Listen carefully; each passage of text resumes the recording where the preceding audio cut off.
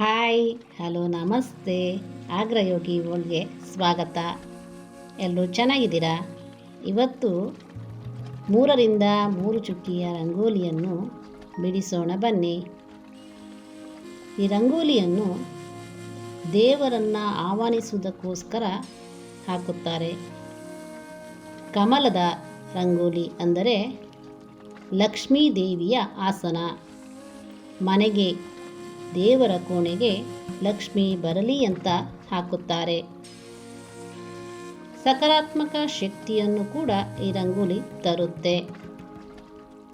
8 ದಿಕ್ಕಿನ ವಿನ್ಯಾಸ ಅಂದರೆ ಅಷ್ಟದಿಕ್ಪಾಲಕರನ್ನು ಕಾಪಾಡಲು ಕರೆತರುವುದು. ಕೆಟ್ಟ ಶಕ್ತಿ ಒಳಗೆ ಬರದಂತೆ ತಡೆಯುತ್ತದೆ. ಈ ರಂಗೋಲಿಯು ಏಕತೆ ಮತ್ತು ಪರಿಪೂರ್ಣತೆಯ ಸಂಕೇತವಾಗಿದೆ. ಈ ರಂಗೋಲಿಯಲ್ಲಿ ಬರುವ ಮಧ್ಯದ ಬಿಂದು ಅಂದರೆ ನಾವು, ಸುತ್ತಲಿನ ವಿನ್ಯಾಸ ಅಂದರೆ ವಿಶ್ವ. ಒಟ್ಟಿನಲ್ಲಿ ನಾವೆಲ್ಲರೂ ಒಂದೇ ಎನ್ನುವ ಸಂದೇಶ ಈ ರಂಗೋಲಿ ಸಾರುತ್ತದೆ. ಈ ರಂಗೋಲಿ ವಿಡಿಯೋ ಇಷ್ಟವಾಗಿದ್ದರೆ ಲೈಕ್ ಕೊಡಿ. ಯಾವ ರಂಗೋಲಿ ಇಷ್ಟವಾಯಿತೆಂದು ಕಮೆಂಟ್ ಮಾಡಿ, ಶೇರ್ ಮಾಡಿ.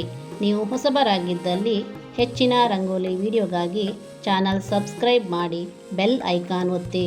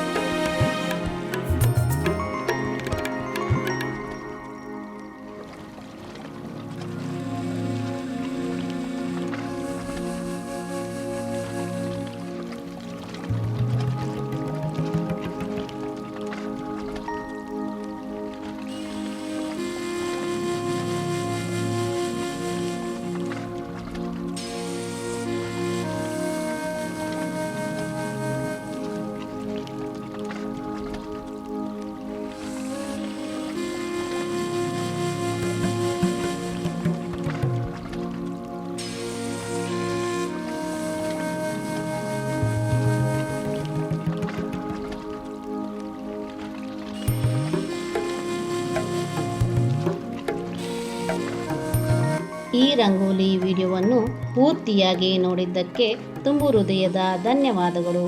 ಮತ್ತೊಂದು ಹೊಸ ರಂಗೋಲಿ ವಿಡಿಯೋದೊಂದಿಗೆ ಮತ್ತೆ ಭೇಟಿಯಾಗೋಣ. ನಮಸ್ಕಾರ. Audio Jungle.